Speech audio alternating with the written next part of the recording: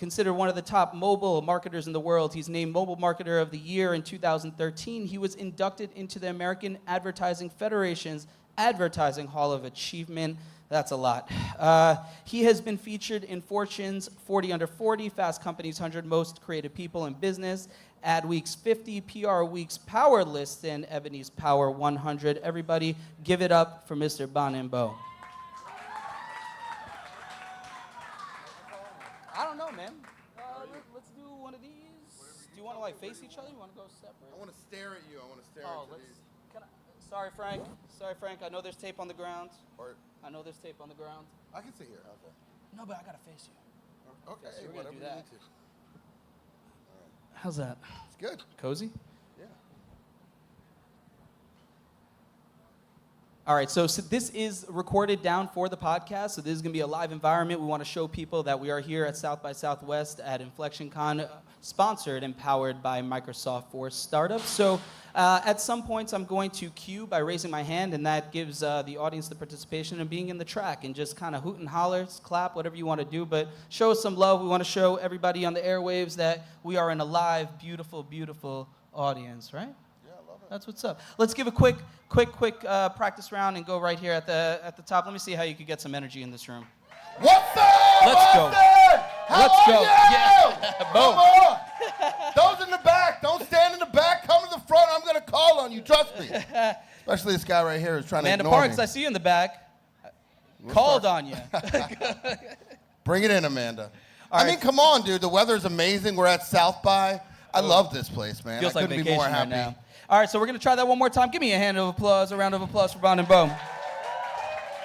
We're going to get louder than that. All right, later. so welcome to the Bellwether Culture Podcast. I am Puffin Ball, and I am here with Bonin Bough. We are at South by Southwest Inflection Con, powered by Microsoft for Startups. So the way that we're going to structure this podcast, we're going to go through kind of your journey.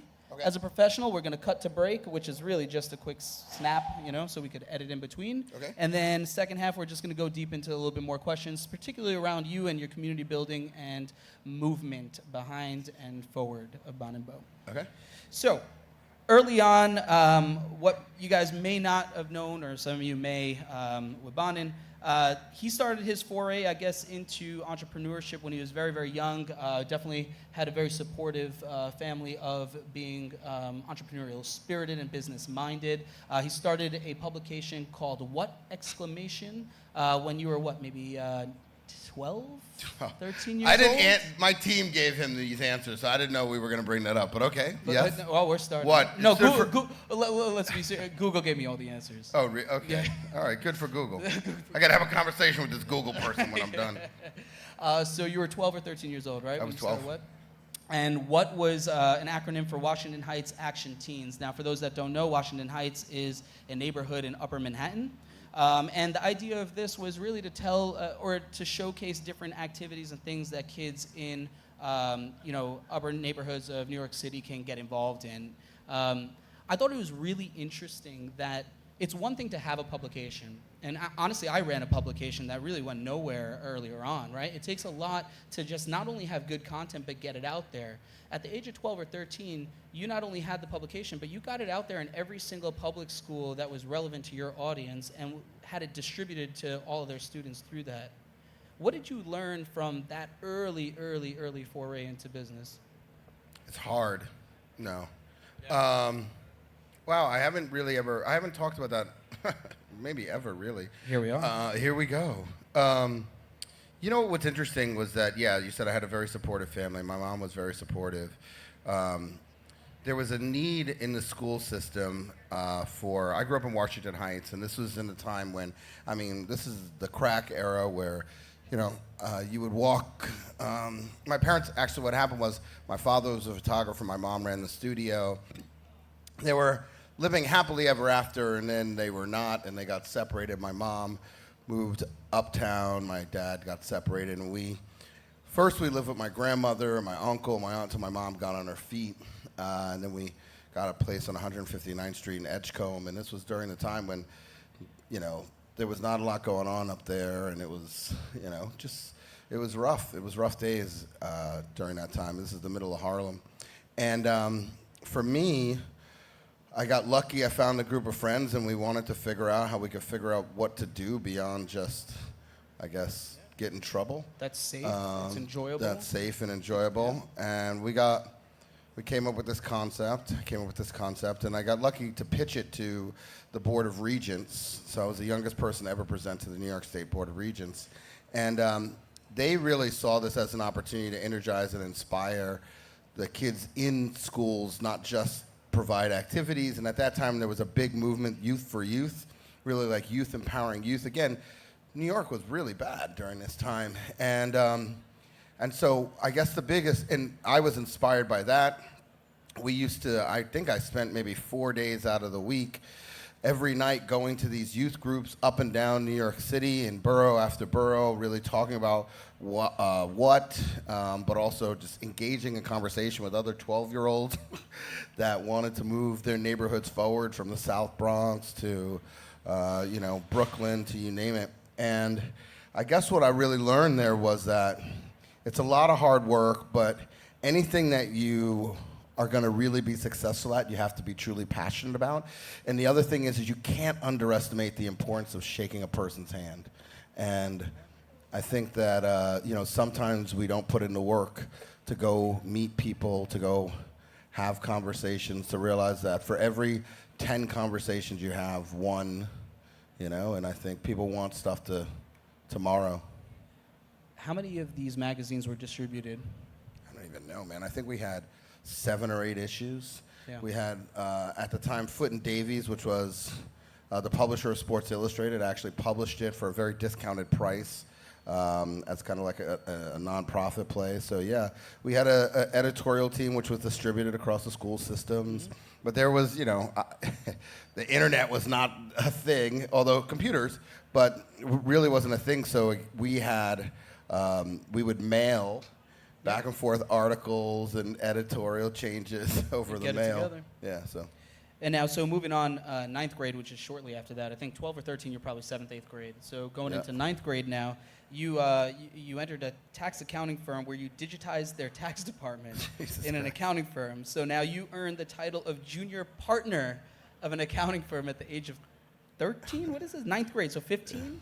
I guess. Wow. These are hard questions, dude. I haven't gone this far back in the grades in forever. No. I want to ask you this. So when you were there, right, you were probably kind of going there. Well, the funny thing was this thing called the computer had arrived, and these tax guys were like, the computer never going to be worth anything. And there was this thing called FX, which was this new software that was going to transform accounting. And they were like, we're skeptical.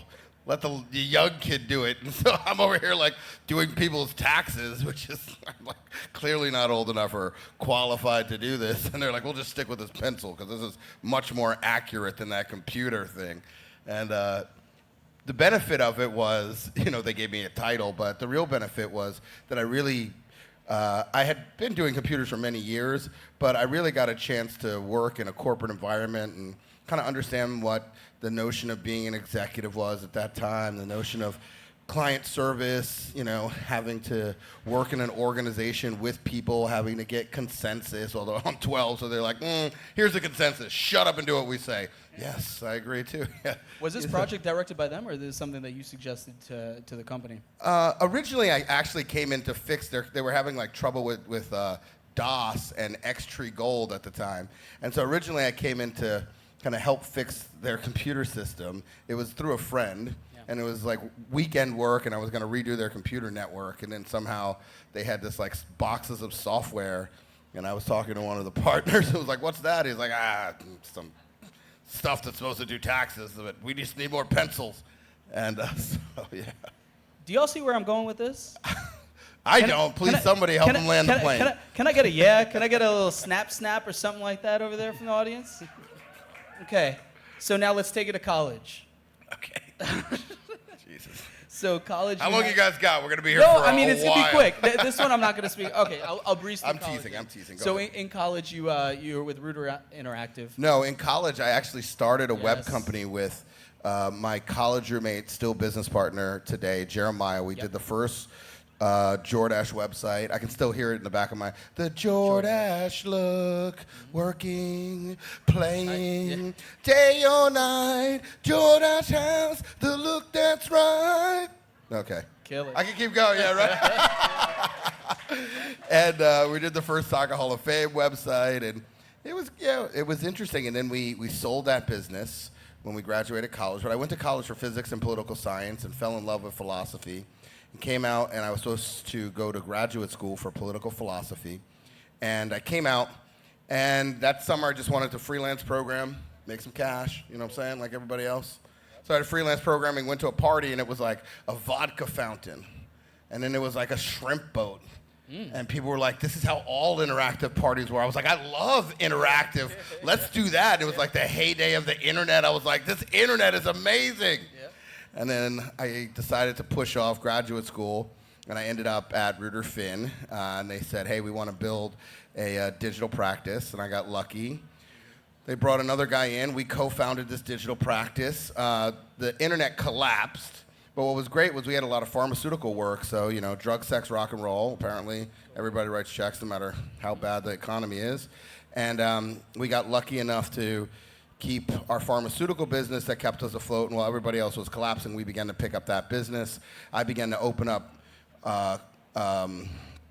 offices around the world because none of them, Scott didn't want to travel. He had a young family at the time. So I opened up San Francisco. I opened up Europe. I opened up China, Asia. And we really grew this. At one point in time, we were the largest makers of intranets, if anybody remembers what an intranet is. How old are you right now? This is young. This was 20. I think I left there at like 26, so or 27 maybe. But I was so young. I'll tell you this. I used to have to lie to clients about my age. Yeah. I have a really good friend, Leanne Venemeyer. She was our very first client that we had won on our own. I flew out to San Francisco. We pitched this business. We won it, and I literally had to lie to her. I lied to her for 7 years of my life, all the way up until I left Reuter Finn about my age, sadly, but. She knew, though. She knew. She was just... And after Reuter, basically, we're going to go into Weber, right? So Weber Shandwick. Is it Weber? Weber Shandwick. Weber So I actually went to go work for IPG for their media lab and ran their investment for a little bit, and then I went to Weber Shandwick to build a digital practice. And over here, now, the goal was to target consumers on 3 screens. Now, mobile was kind of I had a big name. We were going to come in and change it, and we were calling it Screen Grab. Screen Grab, yes. And it was 3 screens. It was way too early for that. People were like, what? What's a phone? It was, well, that's the point, though. It was really early for that. So really early. I mean, did you have to push that through, and how did you? Yeah, well, anything you have to push it through. Yeah, I tried to, yes, I had to push it through, but the reality is we were too early and not positioned to really grab that kind of business. But what was great was that I remember I was telling people last night, we pitched the Girl Scout cookies, or even better. We pitched, it was like Remax or one of these guys, and I was like, look, here's what's going to happen. Your agents are going to put postings of real estate on the web, and people are going to look at it and not have to go visit the property and then and they were like, no way. People love visiting the that's part of the process, getting to go to every single property and then sit down with the broker and speak to him. They love it. Like, yes, because I have nothing better to do in my life but go see. Yeah, and so they were like, sorry, no. I mean, that's the same reason luxury didn't go into e-com for so long. Yeah, there's a lot of these examples that I'm sure a lot of people can. So yes, it was early days for, I think, a lot of stuff. Multi-screen was way too early. With the multi-screen, though, what tremors did you observe that you decided that, regardless of whether it was early or too early or not, what were the tremors? Yeah, why? What did you observe that made this something that you wanted to pursue? I'm a firm believer that that the wins are won where you see consumer patterns changing, but investment doesn't go into it. So if I came into your office in the 1950s and I said, yo, I really want you to invest in this thing called television. You say, get out of my office, this thing called radio. But P&G, Unilever, and Kraft saw that consumer consumption eclipse where investment was. And when you find those deltas, it was cheap. That's when it wasn't that it was cheap, but it was underinvested. Exactly right. It was underinvested. That's what I mean by cheap. Yeah, guess, right? and so you could win share. And so when you see that kind of consumer behavior, I mean, for those of you who know right now, we're bullish on messaging. I mean, that's where the most amount of human attention is today. If anybody's following Zuckerberg's most recent kind of rant on looking like WeChat or kind of really collapsing the messaging, we've been making that call for 3 years, and that's what we've been investing. I think we have the largest portfolio in the space right now. But consumers shift, and eventually, if you can find that delta, you can create advantage, but eventually investment will finally catch up with it. We're going to quickly leapfrog now to PepsiCo. Okay. Okay. So at PepsiCo, I would say like the overall arching theme of your time there was really championing digital initiatives for the brand, right? Yeah. You guys want to be the authority and just run and own digital, right? So in 2008, you created the first real-time marketing program with Gatorade Control, and then you also started the first corporate accelerator in PepsiCo 10, which was a startup generator. Yep. So Peps 10 was actually, it was a startup accelerator, startups meet brands. I know it sounds cliche now, everybody's doing it, but this was the first. And then I also built the first war room, which was mission control, which was, you know, where you had TVs and you could see in real time and you had 5 people sitting around. But I think actually, since we're sitting here, the thing I did the most, so it's funny, the very first time I came to South by, this is my 15th year here, the very first time I came here was, I had won a People's Choice Award working at Ruder Finn for a thing we did called Mr. Picasso Head. And, you know, at that time, half of the convention center was used for interactive. It wasn't really anywhere close to the scale or size it is. But what I felt was kind of this constant collision of new ideas and thinking and inspiration and excitement. And for the next 5 or so years, I kept trying on the agency side to get a brand to come and sponsor, and they didn't. And so when I got to Pepsi, I couldn't talk them into it. When I got to Pepsi, I decided that I was going to sponsor South by Southwest, right? And you have to understand, at that time, there were no other non-endemic brands. So it was Microsoft, LinkedIn. There was no consumer brands. We were literally the first consumer brand to sponsor. And I'll never forget, there's a guy named Frank Cooper, who was CMO of Sparkling. Many of you know him, a legend in our industry. And when I first got to Pepsi in September, I said, what should you do? I mean, so what should I do? Like, what advice? He said, look, you just need to put points on the board. Like, don't focus on anything else. Just put points on the board and begin to show the organization that you can move the world forward. We had done a couple of things in between there, but then it was coming down to South by. And again, when we sponsored, we did all 3 events, interactive music and film, for $150,000, and it was 6 brands across all of them. And we really brought a lot of, like, how do you make sure you do no harm? How do you add real value to the festival? So we did the PepsiCo Zeitgeist, which was how do you find events? Because I remember as I was growing up coming to South by, you couldn't find where to go, what to go listen to, that kind of stuff. Anyway, we did a really great job. Our big activation was Pepsi Podcast Playground, which is these little pods where people could record podcasts in. And then the big thing was we provided outlets for electricity around a bar. And people were like, oh my God, I can plug my phone in. It was like, woo! Because I remember seeing people huddled. People used to bring their own power strips, and they were like your best friend because you could like find them in the hallway and plug your laptop in. And so we decided to do that. But I got back when we had we crushed it here. And I got back, and Frank, I'll never forget, I still had this on my phone. He called me up and he left a message on my voicemail. I guess I wasn't there. And he said, I said put points on the board, not hit home runs. And I had that for my entire time working at Pepsi on my machine. Well, home runs, because that extension was worth millions and millions now.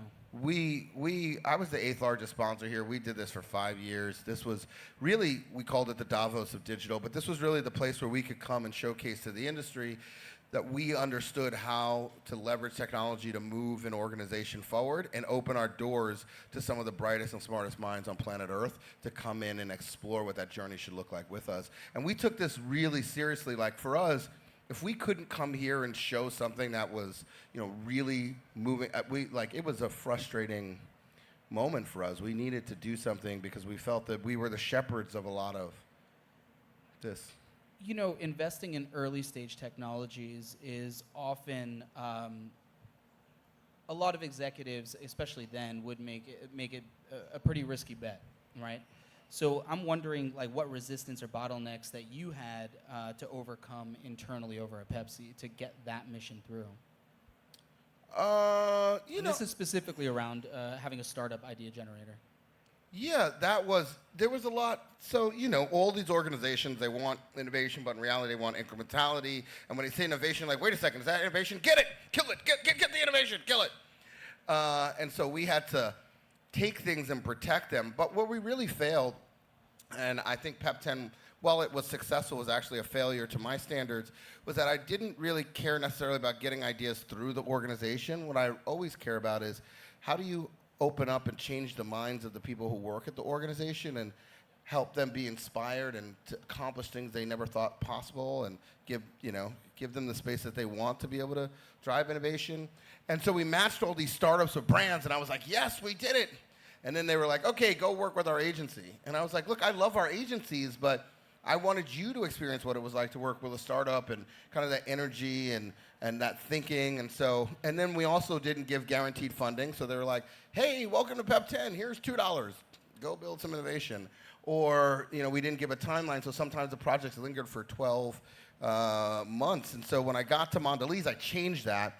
And we launched Mobile Futures. And we did 3 things, which was 1, you had to bring the startup to life in 90 days.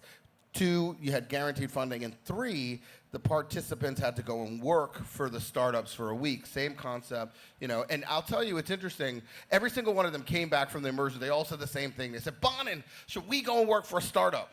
And I was like, no, you should not do that because I'll get fired. Focus. But imagine taking what you learned and applying it. Sorry, back to Pepsi, sorry. No, let's go to Mondelez, man. Sure. You were the youngest, at the time, the youngest C-suite executive of any billion-dollar or Fortune 500 company on the planet. Let's give him up for that. Yo, for real. Thank you.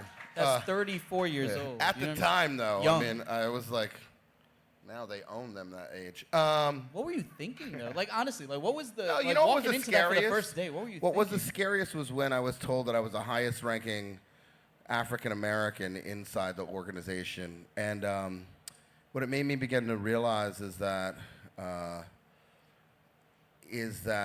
we don't provide platforms for the acceleration of growth of people who sit inside of organizations like we should. And for me, it's really always been about how do we provide the best opportunity to have the best talents and minds be able to execute. Like, here's the deal, is many of these organizations, at the end of the day, every single one of them says they aspire for growth. But the reality is none of them really resource behind growth. So I just read the other day, my former employer, right now they spend 4.5% of total revenue on advertising. Let's just, for all intents purposes, say advertising is customer acquisition costs, right? If any startup that I was investing in came to me and said, we're only going to spend 4.5% on acquiring the customers that are going to drive our business, good luck. Don't come and talk to me. But yet, and then they go, we want growth. But the reality is, if you look over the last decade, they've all flatlined. And that's because aspirations without allocations are meaningless. So they're not willing to allocate the time, effort, and resources because it means hard work. It's really hard work. It means shutting down things that don't work, and it means giving people who are hungry the opportunity to show them where the organization can go. I used to get told all the time, if you're not in these 4 walls, Bonin, you're not working. Yeah. Oh, for sure. And I'm like, dude, if I'm in these 4 walls, I'm not working. Like, what's in these 4 walls other than the same exact idea? It's like frogs in a pot of boiling water. We're like, is it hot in here? Yeah. No, I don't think so. Ah, we're dead. That's what I'm saying. Let me just say, we're putting in some work right now. I was over at Shop Talk, which is a retail technology conference, just prior to this. So I came straight to Austin from Vegas. And, PSFK, which is like a trend or data, like marketing analysis kind of. Pierce is here. We had him over last night. Oh, Pierce is here? Okay, good deal. So, yeah, Pierce actually hosted like a small kind of. He's got another one Sunday at 10. Is that conflicting with you? No. Sunday at 10. Sorry. So what Pierce did, so PSFK held kind of like this little kind of brain trust conversation amongst different investors and brands and things like that. And that's what one of the conversations that sparked big time is that, look, if you're not investing in like the internal culture of innovation, there's no way you could go anywhere, because as a startup, if I'm now pitching and I'm going through your process, and then within 3 or 4 months, half the team or the entire team that I was talking to turned over because they don't believe it or they're not getting funding to actually execute and pilot and do these things, you get nowhere. You actually burn through the startup's time and money, and you're also fucking yourself.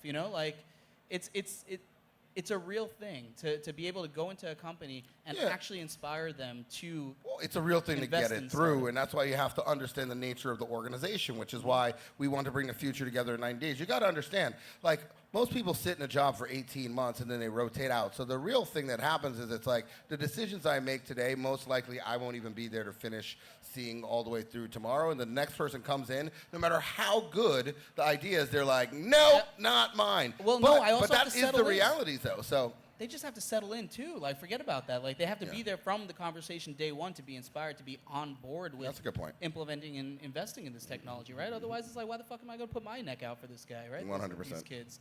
So anyhow, okay, I'm going to breeze through real quick because I want to go into a break so we could actually get a little bit dirty for the next 10, 15 minutes that we have left, right? Okay. All right, so Let's get dirty. Yeah. I don't even know. So I don't even know what that means either. It came out. So you created some of the first marketing programs across Facebook, Twitter, YouTube. You collaborated with companies like Foursquare and BuzzFeed, and at the time they were not these huge conglomerates that they are today. Anybody in here, big Foursquare users? Anybody raise your hands? They're killing Okay, it. wow, sorry, Foursquare. There's a couple. One in the back. Did you ever have the I'm on a boat sticker? No? Jesus Christ. Anyway, we created the I'm on a boat sticker.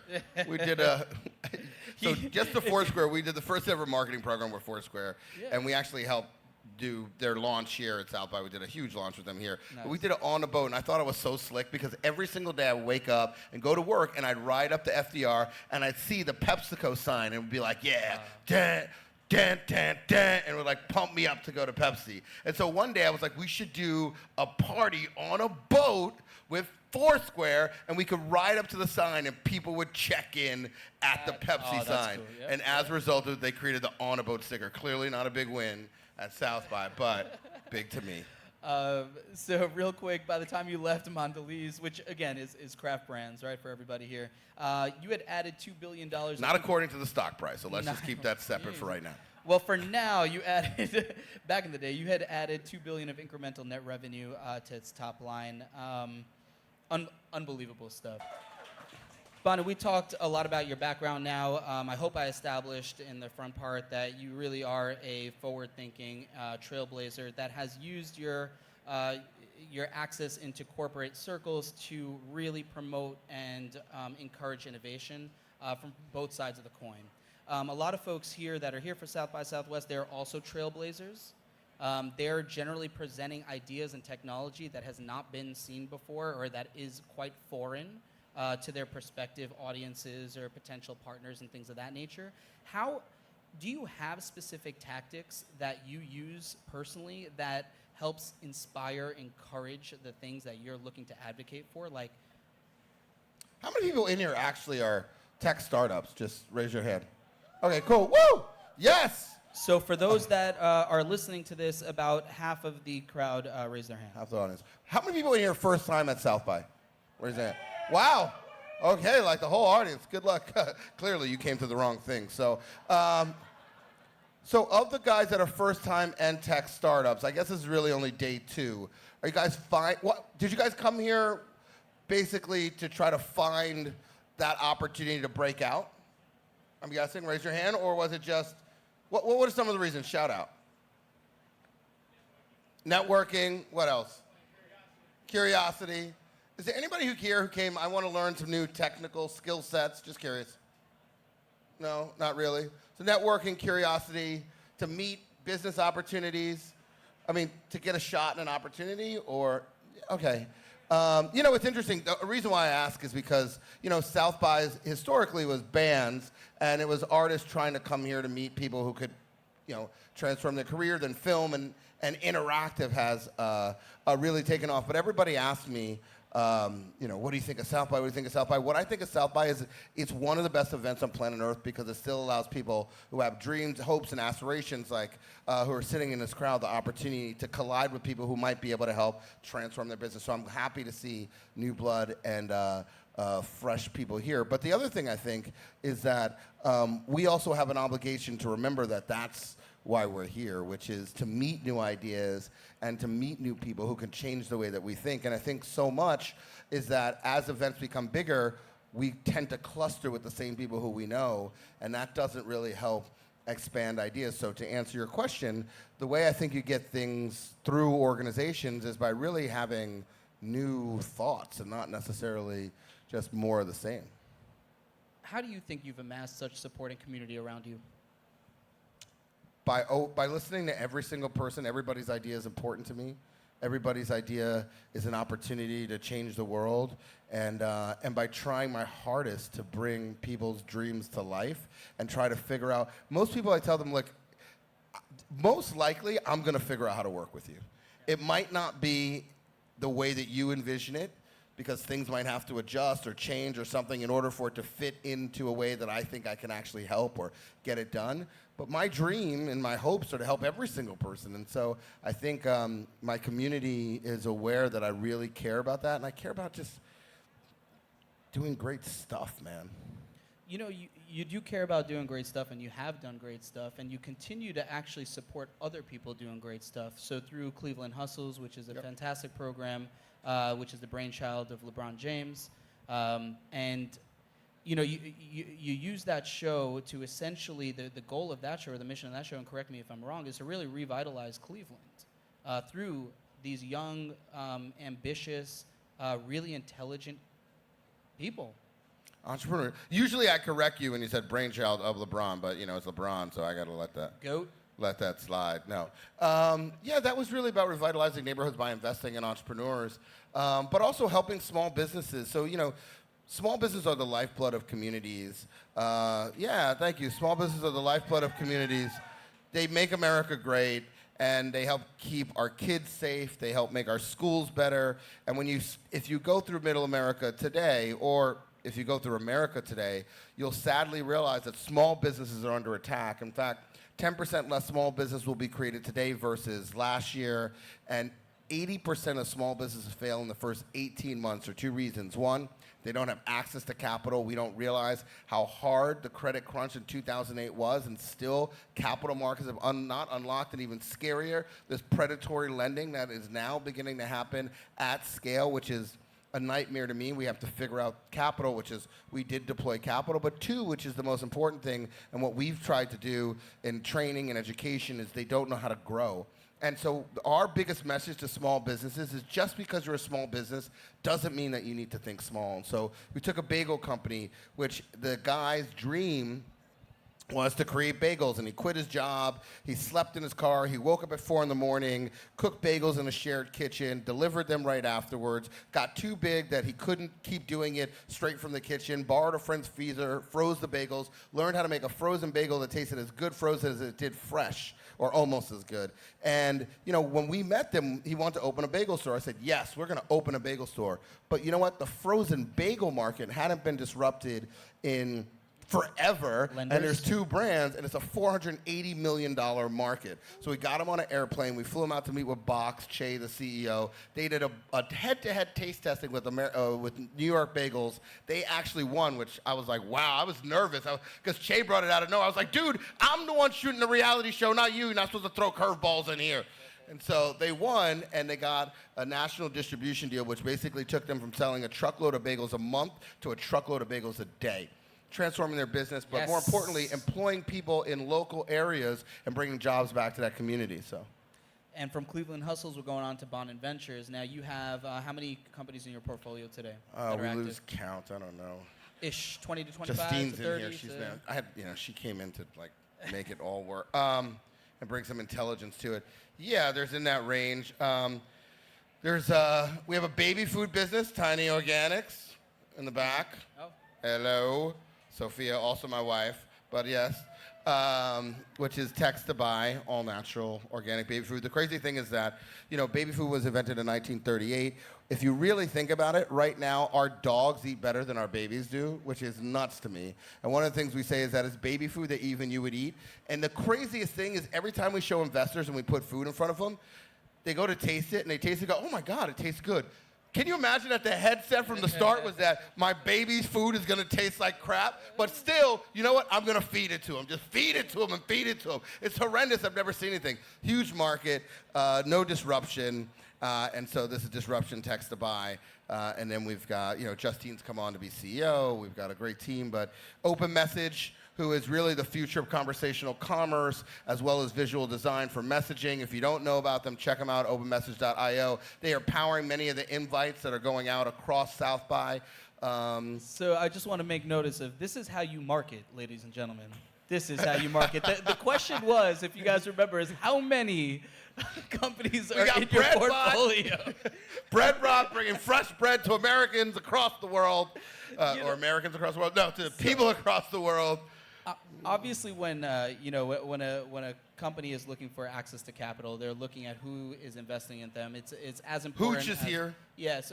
Hooch, what up? Influential's here. Go ahead. Sorry. Go ahead. No, but it's, when I look at someone like yourself that has all these opportunities to bridge between your past professional life and now your current support for innovation and small businesses, how do you kind of balance the risk on both sides, right? Because, I mean, of course, you need to protect your investment. No. You need to eat. You need to see a return. You want to support the small businesses, but you also can't kind of rock the cradle too much with something like a PepsiCo or Kraft Brands. Oh, we can rock the cradle, dude. I'm not worried about rocking the cradle. We're all about rocking the cradle. It doesn't matter. If you are not disrupting a category and we see an opportunity to disrupt the category, we're coming after that category. And by the way, we're coming and we're taking your best and brightest and bringing them along with us for the journey because the game is too short. And the one thing is I loved every single minute of sitting inside a large organization because I got to operate at scale. And we would do disruptive things, but only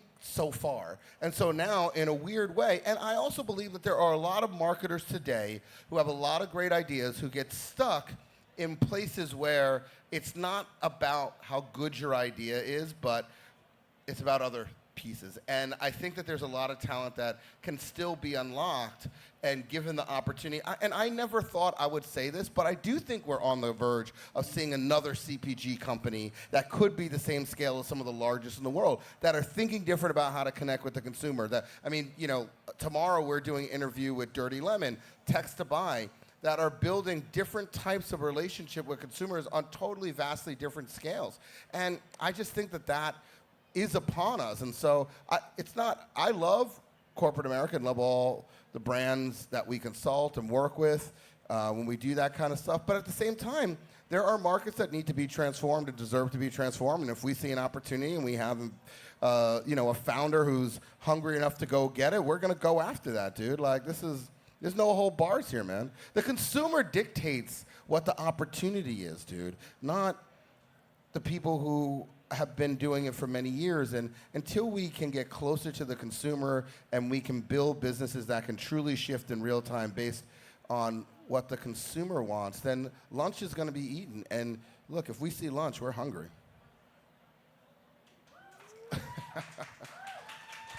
Thank you. So honestly, I do wish that we could go on for at least another 20, 30, 40, 2 days. But I know we are on a time limit over here. We got to get through a great program that's ahead of us.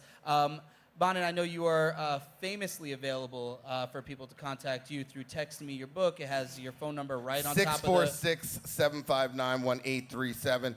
646-759-1837. No, it doesn't really work. But anyway, you can find me online, too. I'm pretty simple. So, yeah. I'd love you to text me. I'm happy to tell you what we're doing at South by. Happy to share thoughts, share your ideas. We text with 50,000 people. We will find a way. Is text the best way to reach you, or what are the other ways that people can follow No your way journey? is good to reach me. Fair enough. But text is definitely a starting point. No, text is a good way to reach What are other ways that we can follow your journey? Yeah, LinkedIn. Look, text is great. LinkedIn, Twitter, Instagram. My dad, Life at 91. My dad just started his Insta account. What? So if he gets 4 million followers, he will be the oldest, most followed Instagram influencer in the world. But here's the kicker. If he gets 10,000, he'll be number 2. So look, in this case, I'm like, we'll settle for number 2, although we're shooting for number 1. So all I'm saying is follow Martin_Bough. Martin_Bough. You follow me through him. We're doing a lot there. So everybody, if you want to come, we have the next Bellwether recordings is going to be in New York City, March 26th to 27th. It's a 2-day event. If you want more information on that, go to bellwetherculture.com and you can apply for access to that. It is a community of Bellwethers watching and inspired and being connected with one another. Bonin, I want to thank you so much for the work that you do, not only the time that you are spending here, of course, which I value tremendously, but for the overall work that you do to support the ecosystem that's here at South by and way beyond. It's really important, and it takes leaders like you and Bellwethers like you to really push it forward. Thank you so much, everyone. Thank you. Let's give a huge round of applause, though, for Bellwether. I mean, the work you guys do, man. I was inspired when I first met you, and I'm excited to have been here with you. Anyway, guys, enjoy South by, and feel free to text us. Cheers, y'all. Thank you.